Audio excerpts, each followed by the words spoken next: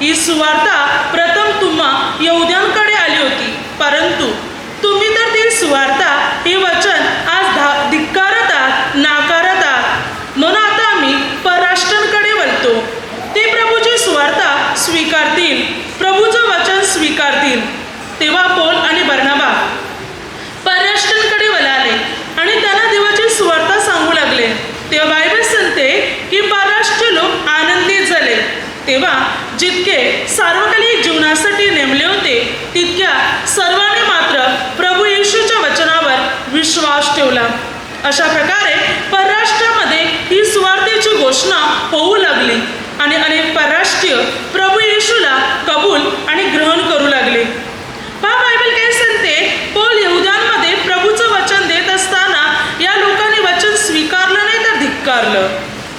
अगदी मात्र ते पौला आणि बर्नबाचा सुद्धा हेवा करू लागले. संतापलेले वचन ऐकण्याऐवजी उलट वचनाचा धिक्कार करू लागले. म्हणून पौल काय म्हणतो, प्रथम वचन कोणाकडे आलं होतं? तुमच्याकडे. प्रथम सुवार्ता, प्रथम तारण तुमच्याकडे आलं होतं, पण तुम्ही तारणाला नाकारले. बघा, यहुदी लोकांकडे तारण वळालं होतं. प्रभू येशूच्या सुवार्तेचे तारण या यहुदी लोकांकडे प्रथम आले होते. यहुदी लोकांचा उद्धार आणि तारण व्हावे म्हणून ही सुवार्ता, तारणाची सुवार्ता त्यांच्याकडे आली होती. परंतु यहुदी लोकांनी वचन धिक्कारले, नाकारले, म्हणून हे तारण परराष्ट्रांकडे वळाले. तेव्हा त्यांना आनंद झाला.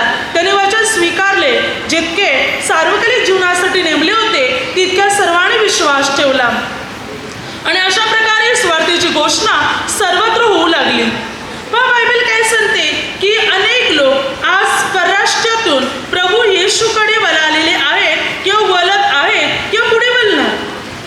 आज तारण हे त्यांच्याकडे चाललेले. प्रथम आलं होतं यहुदी लोकांकडे, पण यहुदी लोकांनी ते धिक्कारलं, नाकारले, म्हणून हेच तारण देवाने उचलून परराष्ट्रांमध्ये ठेवलेलं आहे.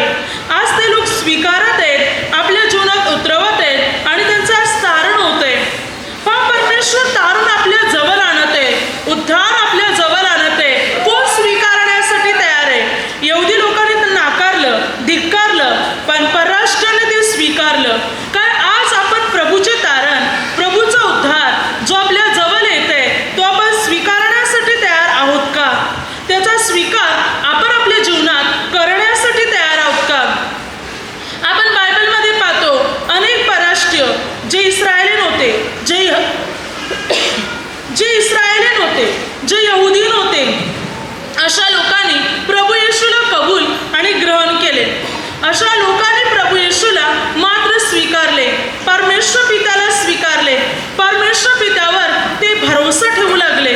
त्यांचं तारण आणि त्यांचे उद्धार झाले आणि ते पूर्ण परमेश्वरामध्ये जीवन जगू लागले. आपण बायबलद्वारे काही गोष्टी पाहू. याचा अर्थ नक्की काय होता? तर ज्या वेळेला शलोमोन राजाने मंदिर बांधले, मंदिर बांधले असताना त्याने परमेश्वर पित्याच्या मंदिरात जी प्रार्थना केली, त्या प्रार्थनेमध्ये जे शब्द तो बोलला, त्या शब्दाद्वारे आज अनेक राष्ट्रातले लोक परमेश्वराकडे वळत आहे.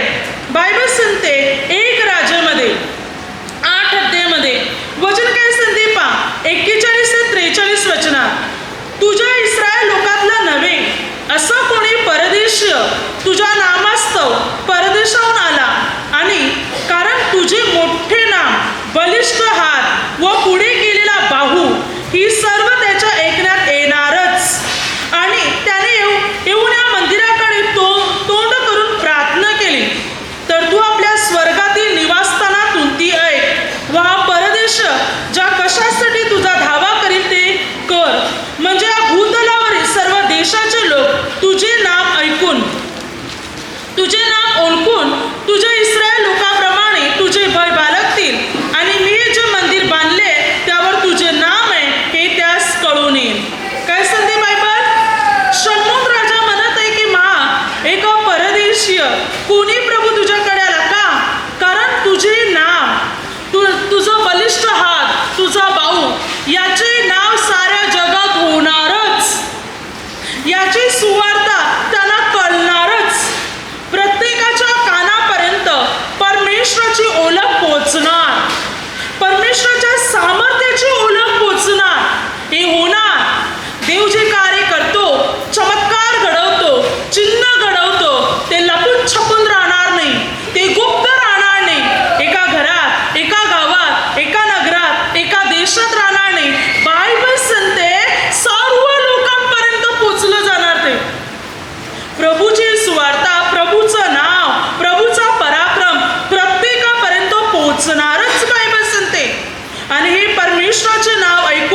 परमेश्वराचा पराक्रम पाहून, परमेश्वराचे चमत्कार पाहून अनेक लोक परमेश्वराकडे वळतील आणि परमेश्वर पित्याला दंडवत घालतील. तेव्हा हे प्रभू, जेव्हा हे लोक प्रार्थना करतील तेव्हा तू स्वर्गातून त्यांची प्रार्थना आहे आणि ते जे काही मागतील प्रभू, ती त्यांची विनंती ऐकून त्यांच्या जीवनात ते घडवून आण. पास परमेश्वराकडे अनेक लोक का वळत आहे? कारण परमेश्वराचं नाव तसं प्रसिद्ध झालेलं आहे. कॉलसीकरास पत्र 1:6 प्रभूची सुवार्ता सर्व जगामध्ये वृद्धिगत होत चाललेली आहे, वाढत चालले साऱ्या जगामध्ये. बायबल सांगते सर्व जगात ही प्रभूची सुवार्ता वाढ करत आहे, वाढतच चाललेली आहे. त्यामुळे अनेक राष्ट्रातले अनेक लोक परमेश्वर पित्याला, प्रभू येशूला ग्रहण करत चाललेले आहे. जी सुवार्ता प्रथम इस्रायल आणि यहुदी लोकांकडे आली होती, जे तारण इस्रायल यहुदी लोकांकडे वळालं होतं, ते आज अनेक राष्ट्रापर्यंत, परराष्ट्रांपर्यंत, अनेक लोकांपर्यंत आज ते वळत आहे. त्यामुळे आज अनेक लोकांचा उद्धार आणि अनेक लोकांचे तारण होते. ही गोष्ट नव्या करारापासूनच सुरुवात झाली असं नव्हे, तर अगदी जुन्या करारापासून, सुरुवातीपासून ही सुवार्ता अगदी वाढतच चालले. परमेश्वराचे नाव सर्व ठिकाणी प्रसिद्ध होत चाललेले. साऱ्या जगात त्याचे थोर नाव मात्र सर्व ठिकाणी प्रसिद्ध होते आणि परमेश्वराच्या नावाला महिमा, आदर आणि सन्मान मात्र मिळत आहे. तर आपला परमेश्वर थोर परमेश्वर आहे आणि त्यामुळे त्याचे नाव सर्व ठिकाणी मात्र होत चाललेले आणि अनेक लोक आज परमेश्वराकडे मात्र वळत आहे. त्या प्रकारे आपणही परमेश्वराकडे वळणार, परमेश्वराचं वचन आत्मसात करणार, तर परमेश्वर आपल्या जीवनात कार्य करणार. कारण देवाचं नाव सर्व ठिकाणी वाढत चालले आणि म्हणून अनेक लोक परमेश्वराकडे वळतील, देवाचं वचन पूर्ण रीतीने आत्मसात करतील, त्यांचा उद्धार आणि त्यांचे तारण होईल. अनेकाने लोक परमेश्वराकडे वळले जातील आणि परमेश्वराची सेवा करतील. म्हणून बघा, सुरुवातीपासून अनेकाने परमेश्वराचे पराक्रम पाहून, परमेश्वराचे चमत्कार पाहून, तो महान परमेश्वर आहे, तो अशा काही गोष्टी करू शकतो ज्या अशक्य आणि अवघड आहेत, तरी त्या तो शक्य बनू शकतो. हे पराक्रम, हे चमत्कार, या गोष्टी पाहून अनेक राष्ट्रातल्या लोकांनी परमेश्वराला ग्रहण केले, अनेक लोकांनी प्रभूला स्वीकारले. निर्गम 18:1-12 मिधानी लोकांचा याजक इथ्रो, मिधानी लोकांचा याजक इथ्रो जेव्हा मात्र मोशेला भेटण्यासाठी रानात आला, मोशेच्या बायकोला आणि मोशेच्या मुलांना घेऊन. हा इथ्रो मोशेचा सासरा होता. तो मात्र रानात आला, जंगलात आला आणि त्याने परमेश्वराचे पराक्रम पाहिले. बायबल सांगते तो मिधानी लोकांचा याजक होता. याजक म्हणजे धर्म पुढारी, पंडित होता तो मिधानी लोकांचा. परंतु जेव्हा त्याने परमेश्वराचे पराक्रम पाहिले, कशा प्रकारे परमेश्वर पित्याने मिस्र देशात चमत्कार केले आणि इस्रायल लोकांना सोडवले, हे जेव्हा त्याने ऐकले, तांबडा समुद्र कसा दुभागला, त्याच्यातून रस्ता कसा परमेश्वराने तयार केला, हे चमत्कार त्याने ऐकले, तेव्हा इथून म्हणत आहे की खरोखर परमेश्वर सर्व राष्ट्रामध्ये थोर देव आहे. त्याच्यासारखा परमेश्वर कोणीच नाही, त्याच्यासारखा पराक्रम करणारा कोणी नाही. हे मिधानी लोकांचा जो पंडित होता, धर्मपुढारी होता, जो याजक होता, तो हे शब्द बोलत आहे. या इथ्रोने परमेश्वराला नवस केला, परमेश्वराला अर्पणे केली, यज्ञ केला, परमेश्वरावर त्याने भरोसा ठेवला. परमेश्वर जिवंत देव आहे हे इथ्रो स्वीकारत आहे. हालेलुया. जो एक पंडित होता, याजक होता, धर्मपुढारी होता, तो परमेश्वराला स्वीकारत आहे. Hallelujah, hallelujah. प्रभूवर मात्र भरोसा ठेवत आहे, स्वर्गीय पित्यावर भरोसा ठेवत आहे. परमेश्वराचे पराक्रम पाहून, परमेश्वर पित्याचे चमत्कार पाहून अनेक लोक, अनेक राष्ट्रातले रहिवासी परमेश्वराकडे वळाले गेले. नुसते चाले नाही, देवाचे पराक्रम पाहून, देवाच्या गोष्टी पाहून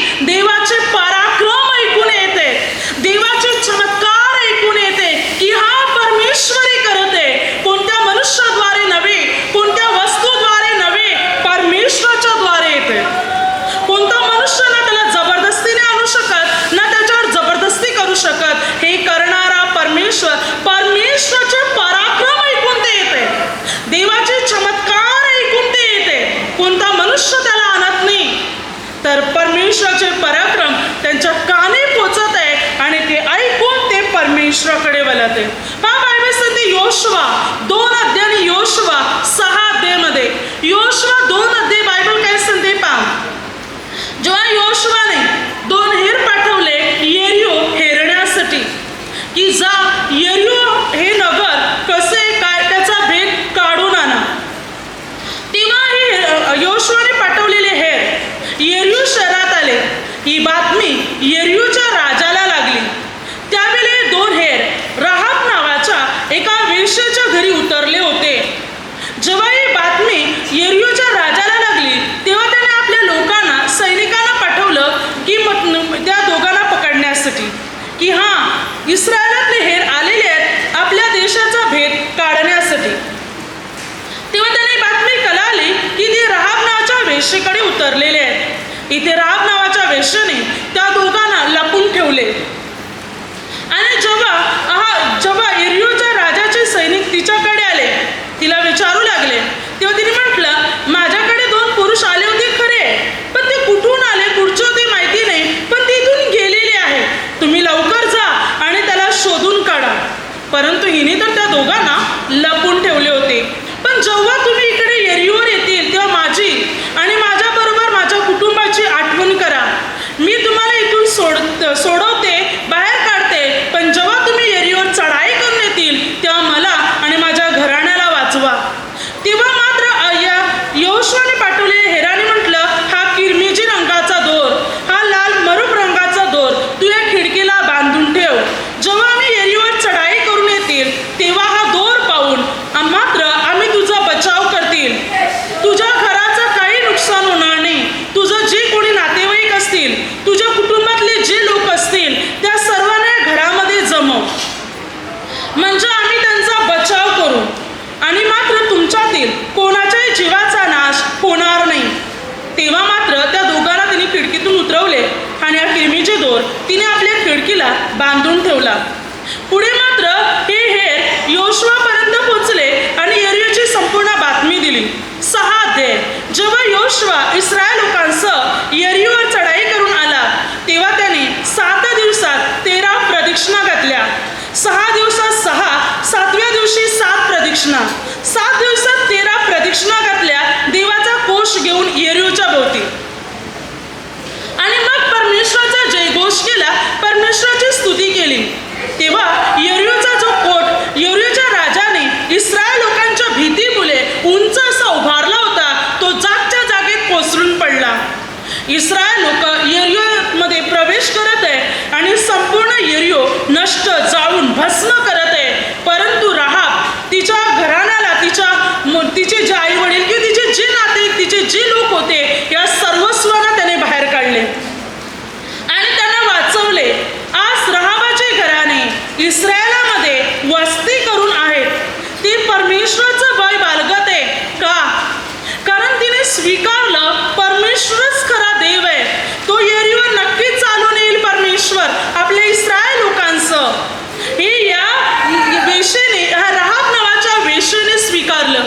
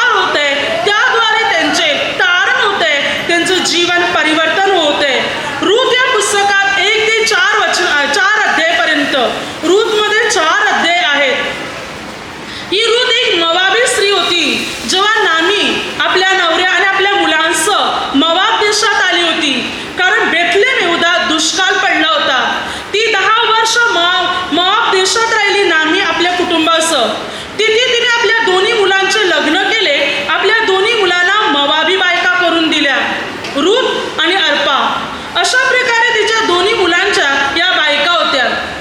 परंतु त्या देशात या नामीचा नवराही मेला आणि नामीची दोन्ही मुलं पण मेली. नामी पण विधवा आणि तिच्या सुना पण विधवा. 10 वर्षांनी तिला कळालं बेथलेम यहूदात देवाने आपल्या लोकांची आठवण केलेली आहे आणि आपल्या लोकांना धान्य दिलेले आहे. तेव्हा ती बेथलेम यहूदात आपल्या देशी मायेदेशी जाण्यासाठी निघाली. तेव्हा ती आपल्या दोन्ही सुनांना म्हणते की तुम्ही आपल्या माहेरी जा, लग्न करून सुखी व्हा. परंतु त्या सुना म्हणतात नाही, आम्ही तुमच्या बरोबरच येणार. तेव्हा नामीने त्यांची समजूत घातली की मी म्हातारी झालेली आहे, मी किती वर्ष राहणार आणि तुम्ही माझ्या जोडीला येऊन काय करणार.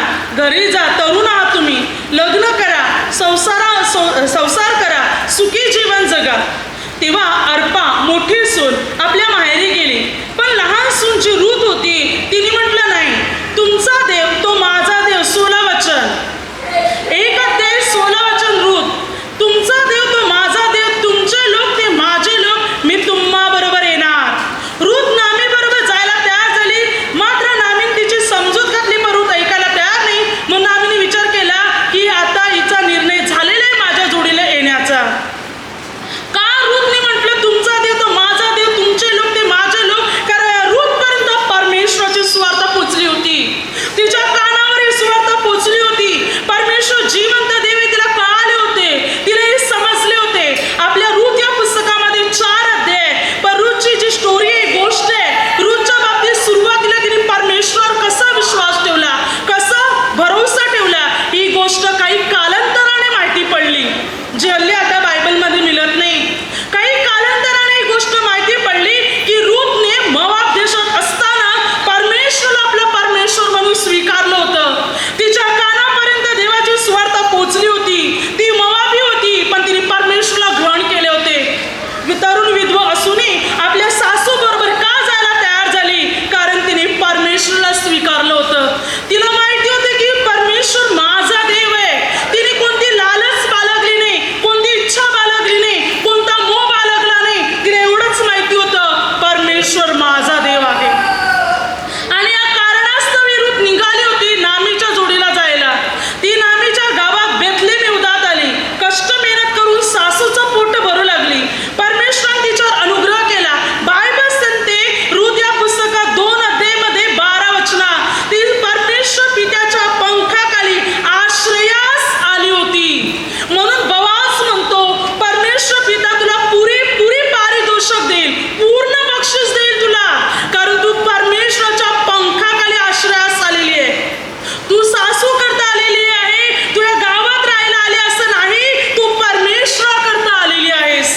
तू परमेश्वराच्या पंखाखाली आश्रयास आलेली आहे. तू कोणासाठी आली? परमेश्वरासाठी आलेली आहे. आणि म्हणून परमेश्वराने तिचा उद्धार केला. तिचं लग्न बोआजाबरोबर झालं. जी तरुण विधवा होती, देवाने तिचा उद्धार केला. तिचं लग्न एक चांगल्या मोठ्या घराण्यात झालं. तिचं लग्न इस्रायल वंशजात झालं आणि तिचं नाव यहूदा वंशात जोडलं गेलं. ती बोआजाची बायको बनली गेली, जी ओबीची आई बनली गेली, जी इशाईची आजी बनली गेली आणि दावीदची पणजी बनली गेली.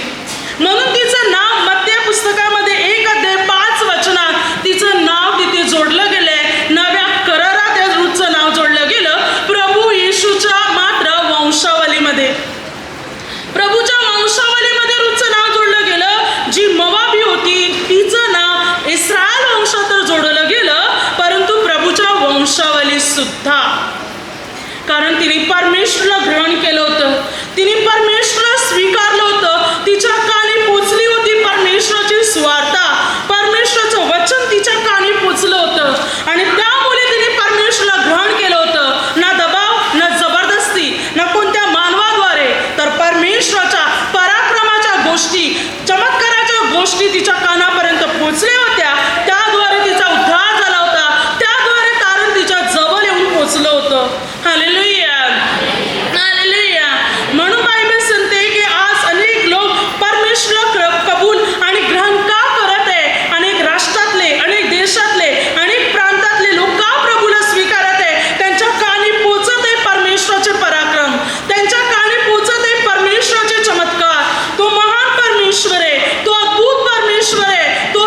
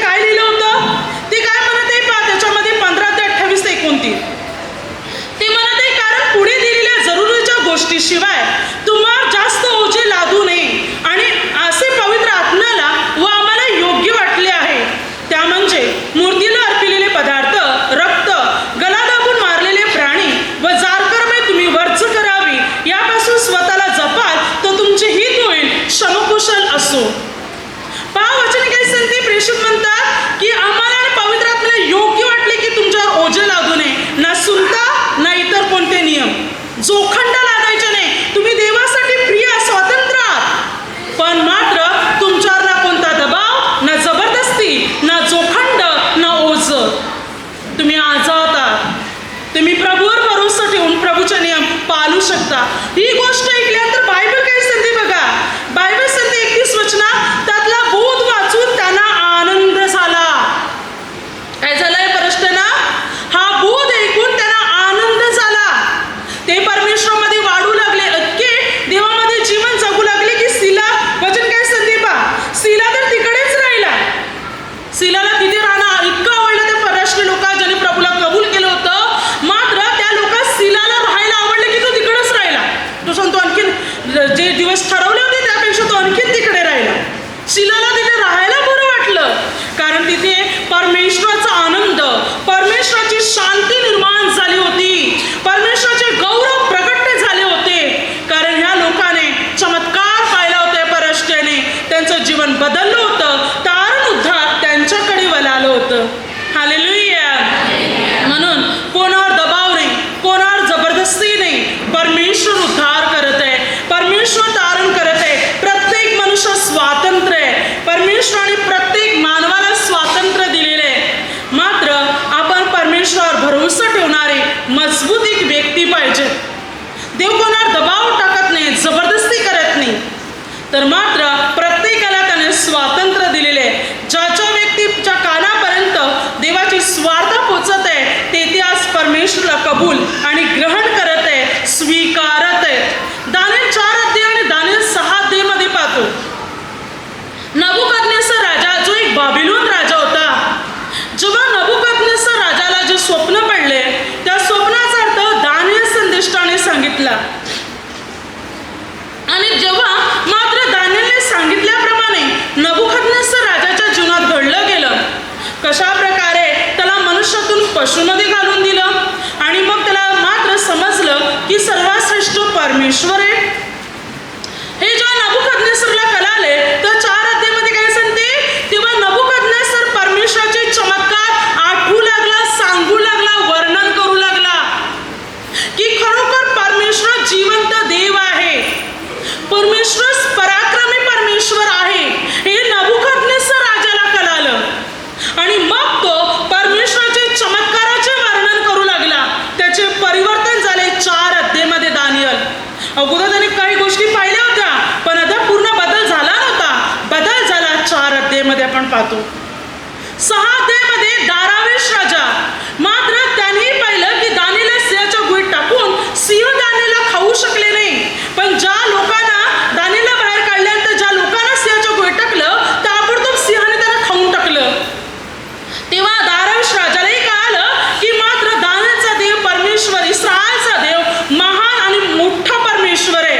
अशा प्रकारे सिंहाच्या पंजातून सोडवणारा दुसरा देव नव्हे. हे दारावेश राजाला कळालं. त्याने परमेश्वरावर भरोसा ठेवला. दारावेश राजा एक मेदी राजा होता. पुढे बायबल सांगते कोरे जो एक पारसी राजा होता. या पारसी राजाने परमेश्वरावर भरोसा ठेवला आणि देवाच्या मंदिरासाठी लागणारी सर्व सामग्री त्याने पुरवली. बघा, नबुकदनेस्सर जो बाबिलोन राजा होता, दारावेश जो मेदी राजा होता, कोरे जो पारसी राजा होता, या तिन्ही राजाने परमेश्वराला ग्रहण केलं दानिएलच्या द्वारे. जेव्हा त्याने स्वतः चमत्कार पाहिले, अद्भुत कार्य राजाने पाहिलं, तेव्हा त्याने परमेश्वराला स्वीकारलं. त्यांनी परमेश्वरावर भरोसा ठेवला. कोरेश त्या देवाचा अभिषेक, देवाचा मेंढपाळ बनला गेला, खास मनुष्य देवाचा बनला गेला. तो पारसी असून त्याने परमेश्वराला कबूल आणि ग्रहण केलं. हालेलुया. आज देवाची सुवार्ता अनेकांपर्यंत पोहोचत आहे आणि आज अनेक लोक परमेश्वराला कबूल आणि ग्रहण करत आहेत, परमेश्वरावर आज भरोसा ठेवत आहेत, देवाचं वचन आज आत्मसात करत आहेत. कारण ही देवाची वार्ता, सुवार्ता अनेकांपर्यंत पोहोचत आहे, अनेकांच्या कानापर्यंत मात्र पोहोचली जाते. म्हणून 56 अध्याय 6 ते 8 वचनापर्यंत प्रभू म्हणतो की जे परदेशी माझे शब्दात पाळतात, माझे नियम पाळतात, म्हणून मी त्यांना माझ्या मंदिरात आणेन, हर्षभरीत करीन. माझ्या वेदीवर त्याने केलेली अर्पणे मला मान्य होतील. मी जसं की इस्रायल लोकांना एकवट करीन, त्या इस्रायलामध्ये मी या लोकांनाही एकवट करीन. सर्वांना एकत्र करीन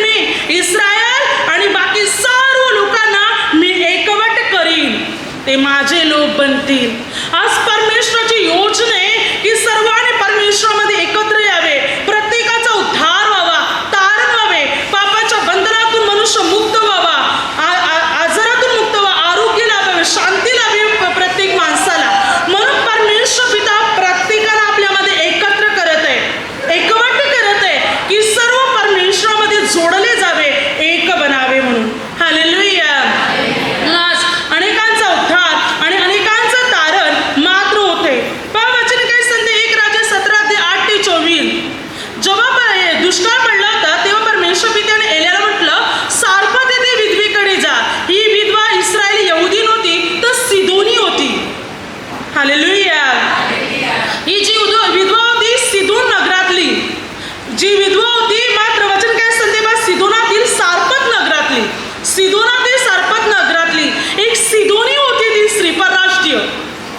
परमेश्वराने आपल्या सेवकाला इस्रायल लोकांकडे, यहुदी लोकांकडे पाठवलं नाही, तर सारपत इथल्या एका सिदोनी स्त्रीकडे पाठवलं, ते पण एका विधवा स्त्रीकडे. हालेलुया. देवाने तिला अगोदरच आज्ञा केली होती, देवाने तिला अगोदरच आज्ञा केली होती. एलियाच्या बाबतीत एलियाने जाऊन तिला सुवार्थ सांगितली नाही, देवाने अगोदरच तिला सुवार्थ दिली होती.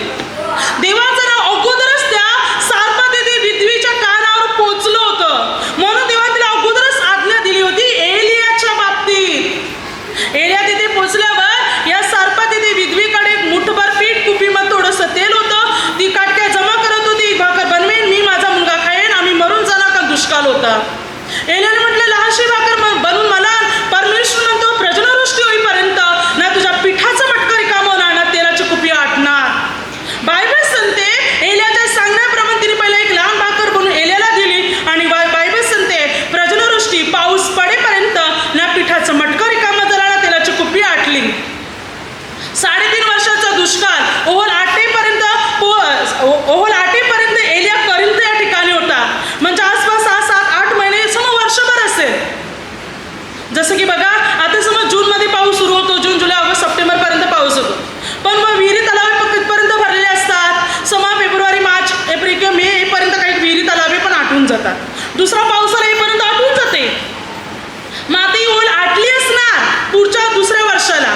मग आसपास तिच्या पिठाचा मटका, तेलाची कुपी निदान 2.5 ते 3 वर्षापर्यंत भरलेली राहिली. आटलं नाही ना, तेल आटलं ना पीठ रिकामा, पीठ त्याच्यातलं संपलं. 2.5 ते 3 वर्ष, भले 3.5 वर्षाचा दुष्काळ होता, पण 2.5 ते 3 वर्षापर्यंत म्हणजे पाऊस पडेपर्यंत, प्रजनवृष्टी होईपर्यंत ना पिठाचं मटकं रिकामं झालं ना तेलाची कुपी आटली. Hallelujah, hallelujah. आणि तिने चमत्कार पाहिला, तिचा मुलगा मरण पावला, तोही देवाने जिवंत केले एलिया संदेशाच्या द्वारे. त्यालाही प्रभूने जीवनदान दिलं. बघा सिदोनी होती ती, पण तिच्यापर्यंत वार्ता पोचली होती, सुवार्ता पोचली होती, तिचा उद्धार झाला होता, जिने देवाच्या सेवकाला एवढी मोठी मदत केली. हालेलुया. इस्रायलातल्या, यहुद्यातल्या कोणाही व्यक्ती एलियाला पाहू शकत नव्हता. एलिया अंतर्ध्यान पावायचा, एलियाला कोणीच पाहू शकला नाही. अहाब राजाने तर एलियाचा सर्व नगरात, देशात, गावात, सर्व ठिकाणी शोध केला होता 3.5 वर्षापर्यंत, परंतु कोणालाही एलिया दिसला नाही. कारण एलिया सिदोन या ठिकाणी होता, सारपत या ठिकाणी. हालेलुया.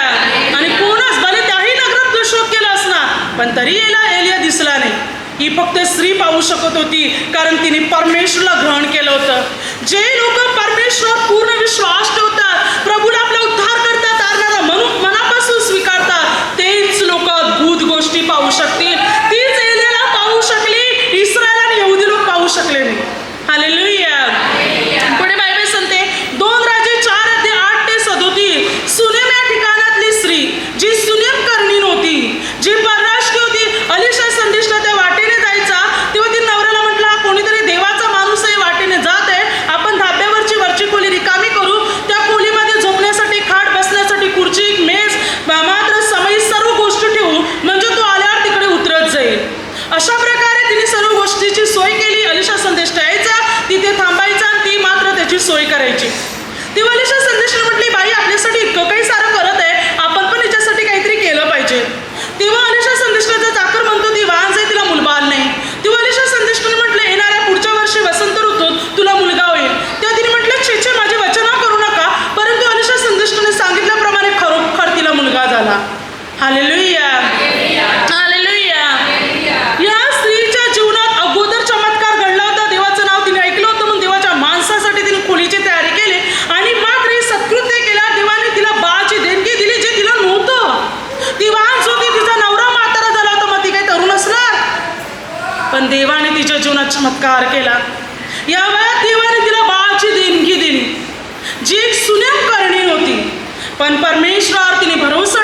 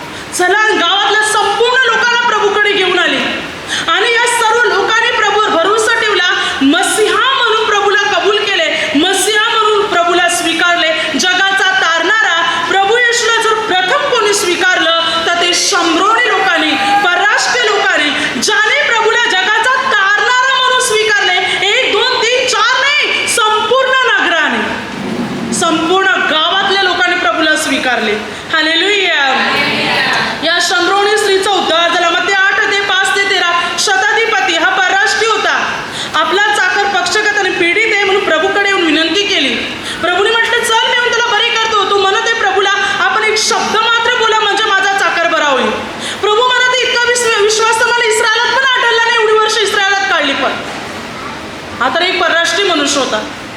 प्रभू म्हणत इतका विश्वास मला इस्रायलात पण आढळला नाही. आणि तो म्हणत एक शब्द बोला, कारण मी पण एक ताबेदार मनुष्य आहे, माझ्याही हाताखाली गुलाम नोकर चाकर आहे. एकाला म्हटलं हे कर, दुसऱ्याला म्हटलं ते कर, तिसऱ्याला म्हटलं अमुक कर, तू करतो. मग प्रभूजी साऱ्या जगावर आपली सध्या आपण बोलणार ते होणार. विश्वास किती मोठा होता पहा परराष्ट्रीय असून. प्रभूने म्हटलं जा, तुझा चाकर बरा झालेला आहे. आणि घरी जाऊन पोचतो तर त्याचा चाकर बरा झाला. त्याच घटकेच प्रभूने बोललं आणि त्याच घटके त्याचा चाकर बरा झाला. जो अतिशय पक्षघाताने पीडित होता तो बरा झाला. प्रभूने म्हटलं इतका विश्वास मला इस्रायलात पण आढळला नाही. तो परराष्ट्रीय होता पण विश्वास किती होता बघा प्रभूवर त्याचा. कारण प्रभूची सुवार्ता त्याच्या कानी पोचली होती म्हणून तो प्रभूकडे आला होता. हालेलुया. पुढे बायबल सांगते मत्ती 15 ते 21 ते 28 वचनापर्यंत वचन सांगते कन्नानी बाई, सुरकुनिकी जातीची कन्नानी बाई, परराष्ट्रीय बाई, तिच्या मुलीला भूत लागलं होतं, अशुद्ध आत्मा लागला होता. तिने येऊन प्रभूला विनंती केली. प्रथम प्रभूने तिला उत्तर दिले नाही. मग ती प्रभूच्या शिष्यांच्या मागे आली. प्रभूने म्हटलं मुलांची भाकर घेऊन घरच्या कुत्र्याला टाकणं ठीक नव्हे. तेव्हा ती म्हणते खरे मारा तरी मुलांच्या हातून पडलेला चुरा कुत्री खातात, आम्हाला भाकर नव्हे निदान चुरा तरी द्या. प्रभूने म्हटलं इतका विश्वास, प्रभूने तिला विश्वास म्हटलं की बाई जा, तुझी इच्छा सफल हो. तू बाई तुझा विश्वास मोठा. प्रभूने काय म्हटलं, पहिला प्रथम प्रभूने तिची परीक्षा घेतली आणि प्रभूने पाहिलं हिचा विश्वास भरपूर मोठा आहे. प्रभूने म्हटलं तुझा विश्वास मोठा, तुझी इच्छा सफल हो. प्रभूला स्वतःचं म्हणणं बदलावं लागलं तिचा विश्वास पाहून. जा, तुझं म्हणणं मला पटलं, तुझा विश्वास मोठा, तुझी इच्छा सफल हो. घरी जाऊन पाहते तर काय मुलीतून भूत निघून गेले, मुलगी बरी झालेली. ही कनानी बाईचा विश्वास इस्रायल लोका सर्वात मोठा, शताधिपतीचा इस्रायल लोका सर्वात विश्वास मोठा होता. कारण त्यांच्यापर्यंत सुवार्ता पोचली होती. सुवार्ता पोचली होती म्हणूनच ते प्रभूकडे आले होते, नुसते आले नव्हते. त्यांच्या कानी चमत्कार पोचले होते, प्रभूचे पराक्रम पोचले होते म्हणून ते प्रभूकडे आले आणि उद्धार पावले. आज ही प्रभूची सुवार्ता साऱ्या जगात वृद्धिगत होते, संपूर्ण जगात ही पोचली जाते. म्हणून अनेक राष्ट्राचे लोक प्रभूला कबूल ग्रहण करत आहे. स्तोत्रसंहिता 65:2 तू जो प्रार्थना ऐकतो त्या तुझ्याकडे सर्व मानव जाती येते. प्रभू प्रार्थना ऐकतो म्हणून आज मानव जाती प्रभूकडे वळत आहे. प्रेषित 14:27 परराष्ट्रांसाठी विश्वासाचे दार उघडत चाललेले आहे. वचन सांगते जेव्हा पौल यहुदी लोकांकडे आला त्यांना म्हणू लागला की परराष्ट्रांसाठी विश्वासाचे दार कसे कसे उघडले हे त्यांनी सविस्तर त्यांना सांगितले.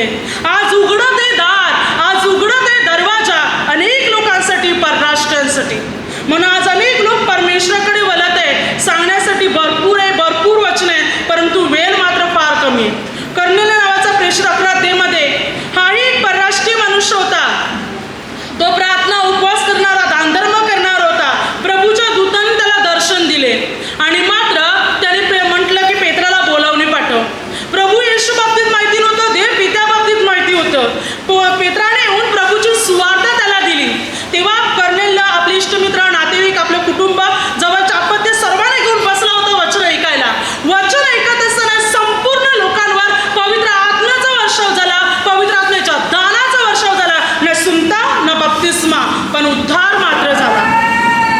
या सर्व लोकांनी प्रभूला कबूल आणि ग्रहण केले. तीत बायबल सांगते गलतीकारास पत्र 2:3 तीत हा हेल्लोनी होता, ना सुनता, त्याची सुनता झाली नव्हती, पण तीत प्रभूचा सेवक बनला, प्रभूच्या स्वार्थीची घोषणा करणारा मनुष्य बनला गेला. गलतीकारास पत्र 1:15-16 पौल म्हणतो देवाने मला आईच्या उदरातच घडवलेलं आहे. तेव्हाच देवाने माझी निवड केले की मी परराष्ट्रीय लोकांकडे जाऊन सुवार्थीची घोषणा करावी, त्या मानवाची मसलत न घेता. देवाने मला निवडले या लोकांपर्यंत जिथे सुवार्थ पोचली नाही तिथे पोचविण्यासाठी, त्यांचा उद्धार करण्यासाठी. तारण जे यहुदी इस्रायल लोकांच्या जवळ आलं होतं ते त्यांच्या जवळ नेण्यासाठी देवाने मला निवडलेले, देवाने मला घडवलेले की मी जाऊन सुवार्थ त्यांच्यापर्यंत पोचवावी. म्हणून आज अनेक परराष्ट्रीय, अनेक लोक परमेश्वराकडे का वळत आहे? कारण त्यांच्या कानी पोचलेले देवाचे पराक्रम, देवाचे चमत्कार, देवाचं प्रेम त्यांच्यापर्यंत पोचलेले आहे आणि त्याद्वारे ते परमेश्वराकडे वळत आहे. ना दबाव ना जबरदस्ती, परमेश्वर त्यांना पाचारण करत आहे, परमेश्वर त्यांचं जीवन परिवर्तन करत आहे, परमेश्वर त्यांचं जीवन बदलवून टाकत आहे. त्यामुळे अनेक राष्ट्रातले, अनेक देशातले, अनेक जगातले, सारे जगातले आज अनेक लोक परमेश्वराकडे वळत चालले. कारण पण देतो. तो महान परमेश्वर पिता आहे, तो जिवंत आहे, तो अद्भुत आहे, तो शक्तिशाली आहे, तो एकमात्र परमेश्वर आहे. आणि या प्रभूवर जर आज आपण भरोसा ठेवत आहोत, विश्वास ठेवत आहोत, तर आपल्या प्रत्येकाचा उद्धार होणार. आपण कोणी घेऊन असू दे, कोणात भेदभाव ठेवत नाही, कोणात भेदभाव नाही, ना कोणाला तुच्छ लेखत, ना कोणाचा तिरस्कार करत नाही. सर्व त्याचीच तर लेकरं आहेत. तोच तर सर्वांचा निर्माण करते, तो एकमात्र सर्वांचा परमेश्वर आहे. त्यानेच प्रत्येकाला निर्माण केले, जन्म दिले, घडवले, लहानाचं मोठं केले परमेश्वराने. तो सर्वांसारखंच प्रेम करतो, तो कोणात भेदभाव ठेवत नाही, म्हणून तो आपल्या सर्वांचा परमेश्वर आहे, प्रभू येशू. हालेलुया.